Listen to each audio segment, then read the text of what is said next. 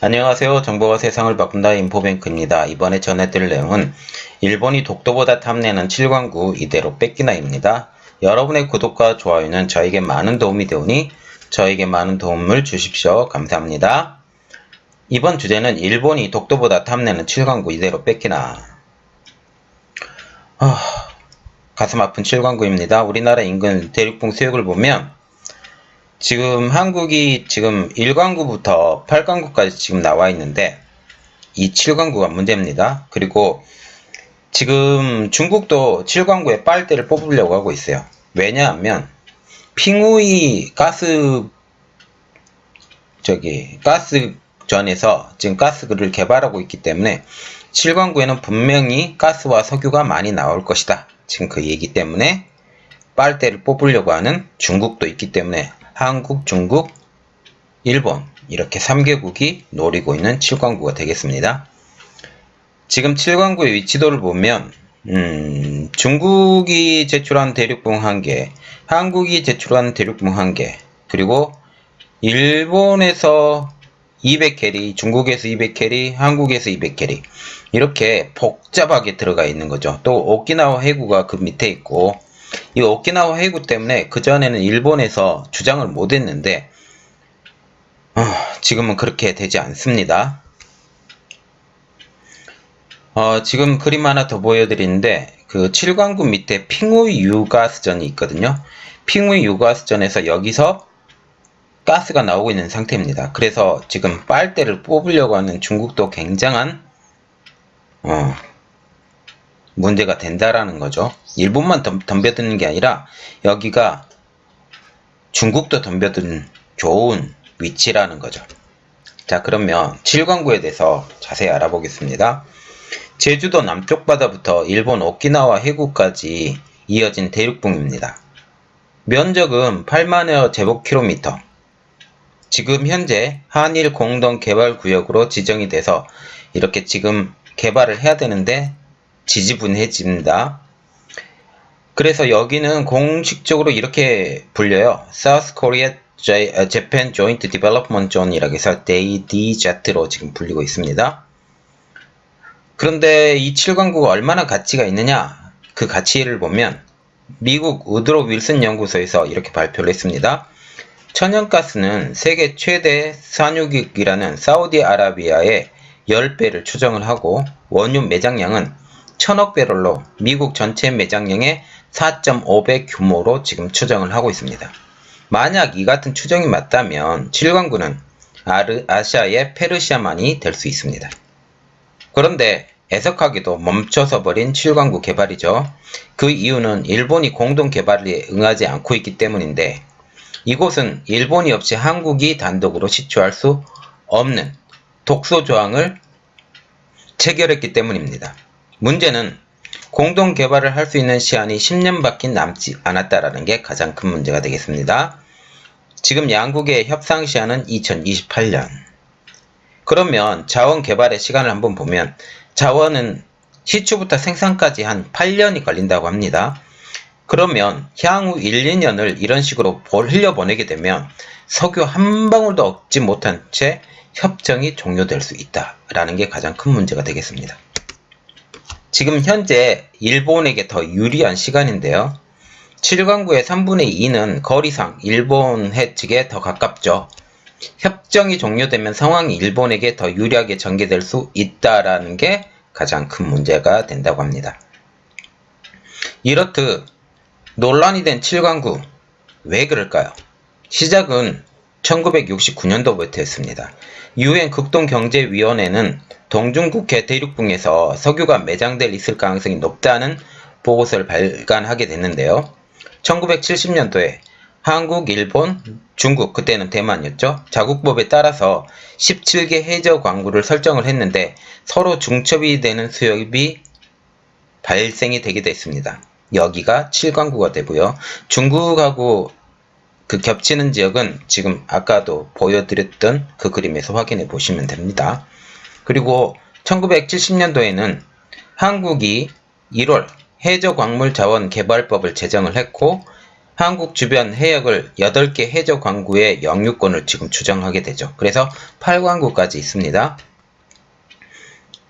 여기서 한일 간 중첩이 되는 곳이 제7광구고 이 7광구가 문제가 되는 것이죠. 한국은 대륙붕이 시작된 나라에 대륙붕의 영유권이 있다고 주장하는 대륙연장론에 따라서 제7광구의 영유권을 주장하게 됐죠. 그때 당시에는 대륙연장론이 더 우세한 내용이었습니다. 그리고 일본은 중간선을 경계를 내세우게 되죠. 그런데 이 중간선의 경계가 지금 현재 받아들이고 있는 국제적인 국제적으로 이렇게 인정이 돼가고 있기 때문에 지금 현재 일본에 더 유리한 상황입니다. 양국 간의 등거리로 중간선을 긋고 그 안에 속한 대륙분만 영유권을 주장해야 한다는 게 중간선 주장입니다. 그런데 한일 대륙분 공동개발 협정을 체결을 했어요. 그때 당시에는 대륙분 연장론이 더 우세한 상황이었는데 왜 체결을 했는지 알아보겠습니다. 이렇듯 논란이 서로 계속되자 한국과 일본은 1974년 1월 달에 한국 대륙분 공동개발협정을 체결을 했는데요. 이 지역을 한일 공동개발구역 JDZ로 설정을 해서 공동개발하기로 합의를 했습니다. 협정 기간은 1978년부터 2028년도까지 50년 동안. 그러면 왜 한일 대륙분 공동개발협정을 맺었을까요? 그 배경에 대해서 알아보면 돼. 그때 당시에는 대륙분 연장론이 대두가 됐기 때문에 한국 자체적으로도 그게 가능했었는데 왜 배경을 맺었을까요? 그런 협정을 맺었는지 그 배경을 알아보면 어처구니 없게도 일본이 경제 원조 중단 카드를 꺼내들었습니다. 그때 당시에는 박정희 대통령 시절이었는데 일본에서 돈을 들여와서 한국이 개발이 됐잖아요. 아픈 역사지만 위안부 합의 이런 거. 그런데 경제 원조 중단 카드를 일본에서 꺼내버린 것입니다. 그러면서 독소 조항을 하나 넣었는데요. 개발을 양국이 반드시 같이 해야 한다. 이것을 받아들인 이유가 당시 우리나라는 탐사 기술도 없었고 자본도 부족했기 때문입니다. 우여곡절 끝에 1차 탐사가 시작을 돼요. 1987년까지 1차 탐사에서 7개 광구를 탐사를 시작을 했는데 한국은 한국석유개발공사와 코암, 이 코암에 대해서 알아보겠는데 미국계 석유회사 웬델 필리스, 유니버셜 오일, 루이스 G 위크스, 해밀턴 브라더스 오일 등이 한국에 설립한 법인으로 코리아 아메리칸 석유 주식회사를 의미합니다. 왜 이들과 협력을 했냐면 한국에 그때 당시에 돈과 기술력이 없다고 그랬잖아요. 그래서 미국계 회사들을 끌어들여서 거기를 개발해 보겠다 해서 이 권리를 준 거고요. 일본은 일본 석유의 조광권을 주게 됩니다. 하지만 성과가 없었죠. 그리고 이 중간에 변해버리는 환경입니다. 그러면서 2차 탐사를 시작을 하는데 2차 탐사는 시지부지 됐죠. 1985년도에 리비아 몰타 대륙붕 사건으로 변해버린 대외 환경이 생기면서 이 흐지부지가 된 2차 탐사입니다. 지형이 아닌 거리를 기준으로 바다 영역의 영유권을 갈랐던 이 리비아 몰타 사건이 국제사법재판소에서 같은 등거리를 가지고 영유권을 갈라버렸기 때문이죠. 그러면서 1991년부터 93년까지 2차 탐사를 한다고 했지만 그래서 거기서 소구역을 지정하고 당사자도 확정했어요.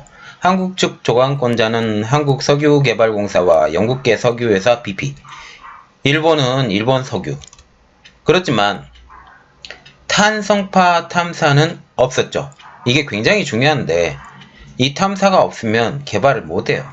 그래서 탄성파 탐사도 없었고 단지 1차 탐사 기간 동안의 탐사 자료만 검사하는데 그쳐버리게 된 거죠.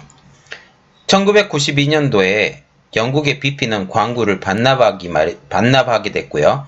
나머지 회사들도 광구를 포기하는 사태까지 이르게 됐습니다. 특히 제3차 한일 공동의 자료를 보면 일부 소구역은 개발 가치가 어느 정도 있다고 했지만 당시 유가로는 경제성 있는 발전이 어렵고 투자 리스크가 큰 것으로 봤다라는 결론이 나게 됐다고 거기에 기재가 되어 있습니다. 그리고 다시 시작해서 탐사, 3차 탐사가 있습니다. 2002년도에 한국석유공사와 일본석유공사가 양측이 2004년 공동운영위원회를 열고 탐사 내용을 교환하기로 했죠. 그런데 일본은 여전히 경제성이 없다며 공동탐사 중단을 일방적으로 선언하기 시작했고 한 개 시추공을 뚫는 데 드는 돈만 1,000억 원 내야 했기 때문에 이게 굉장히 어렵게 됐죠. 2006년도부터 2010년도까지 민간 차원에서 연구도 됐었지만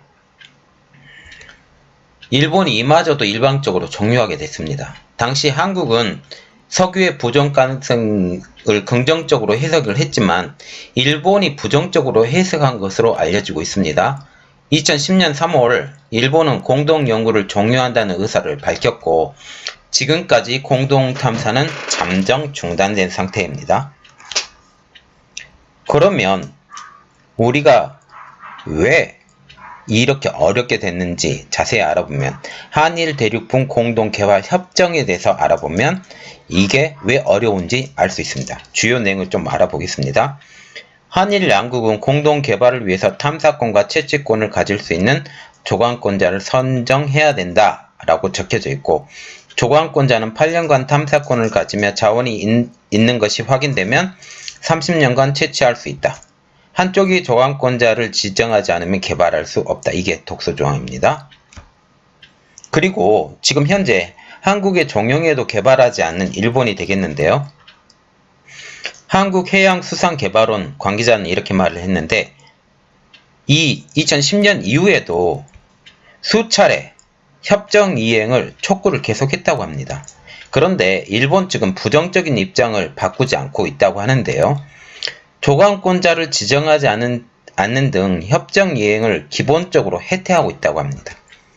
그래서 계속 질질 끌고 있는 일본을 바라보는데 한국 정부는 2009년도입니다. 한국석유공사에 조관권을 줬지만 일본은 조관권자를 지정하지 않게 됩니다.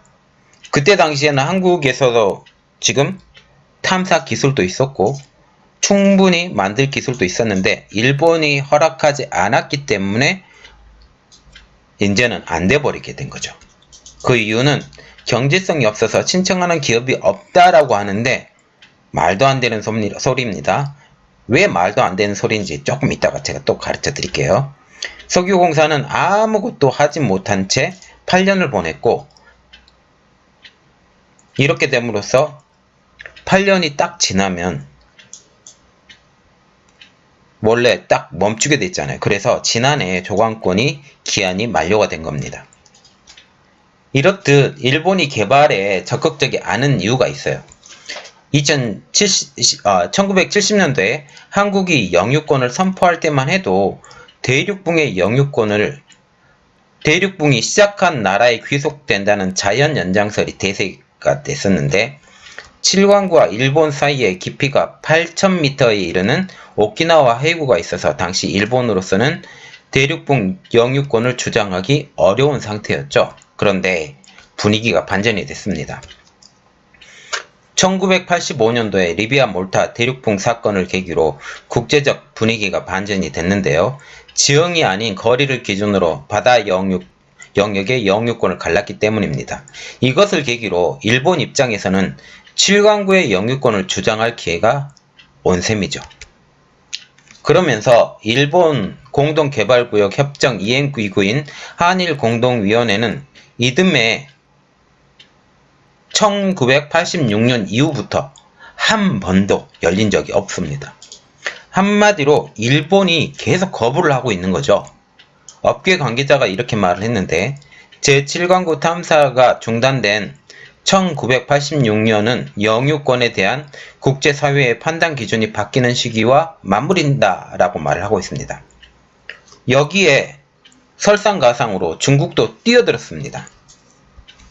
2009년도에 유엔이 대륙붕 한계위원회에서 51개국 자국의 대륙붕 관할을 주장할 수 있는 정식 보고서를 제출할 것을 요구를 했는데요.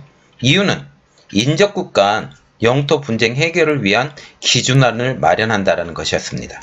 이때 중국도 대륙 연장론을 앞세워서 제7광구의 영유권을 주장하기 시작을 했는데요. 그럼으로써 상황이 더 복잡해지게 됩니다. 결국 중국이 마지막에 들어와서 빨대를 꼽은 거하고 똑같습니다. 이렇듯 중국이 제7광구에 뛰어든 이유는 대륙붕이 향후 국가 간 해양 경계 확정에도 영향을 미칠 수 있는데 일본과 분쟁 중인 중국이 가만히 있을 리가 없었기 때문이죠. 자, 지금 보시면 한국과 영토화하려는 대륙붕 수익입니다. 한국에서 200캐리, 오키나와 이렇게 하면서 잘릴 가능성이 점점 높아져 가고 있어요. 지금 현재. 그래서 3분의 2 정도는 일본이 가져가게 된다라는 말이 지금 많이 나오고 있죠. 지금 중국의 야욕을 보면 7광구 바로 옆에 시추를 하기 시작한 것입니다. 그 작업으로 원유를 계속 뽑아가고 있죠. 이렇게 뽑아가면서 자원을 다 뺏기는 게 아니냐라는 우려가 지금 커진 상태입니다. 현재 7광구의 상황을 보면 많은 전문가들은 이미 중국이 끼어들었으니 더 늦추지 말고 개발을 시작해야 한다라고 말을 하고 있습니다. 중국이 계속 가스와 원유를 뽑아간다면 큰 손실로 이어지기 때문인데요. 그러나 협정 때문에 우리나라는 정작 탐사 시도도 못하고 있는 게 현재 현실입니다. 특히 일본이 독차지하려는 욕심으로 개발이 계속 보류가 되고 있죠. 그래서 한국의 현재 전략을 보면 국제 공론화를 통해서 7광구의 영유권을 확보하려고 하고 외교부는 2013년 유엔 대륙방 한계위원회에서 7광구가 한국의 영토라는 입장을 공식적으로 밝히고 심의를 신청을 했는데 문제는 CLCS는 권고만 할 뿐 구속력을 가진 위원회가 아니라는 거죠. 그래서 법적 구속력이 없습니다. 그리고 또한 한쪽이라도 분쟁을 제기하면 심사도 할 수 없는 게 가장 큰 문제가 되죠. 그래서 전문가들이 의견을 냈는데 현대송 한국해양수산개발원 독도연구센터장이 이렇게 말을 했는데요. 일본이 조항권자를 지정하지 않는 것은 조항권을 의무적으로 부여하도록 규정한 한일 대륙붕 공동개발협정에 위반된다. 국제법에 따라 협정의 시행 중지를 통해서 종료 시점을 연장하거나 국제재판소에 제소하는 방안도 검토해야 한다라고 말을 했는데 이것도 힘듭니다. 참 어려운데 이 상황이 어쨌든 일본을 달래서 이거를 개발을 해야 되는데 일본은 몇 년만 지나면 10년만 지나면 이게 자기 땅으로 3분의 2가 들어오기 때문에 그걸 보고 안 하고 있고 중국은 그 옆에서 핑무이 유전에서 석유하고 천연가스 개발하고 있고 지금 난리가 났습니다. 자, 여기서 한국의 방법은 뭘까? 국가에서 좋은 방법이 나오기를 바라며 저희 내용은 여기까지였습니다. 저희 내용이 좋았다면 구독과 좋아요 많이 눌러주시기 바랍니다. 감사합니다.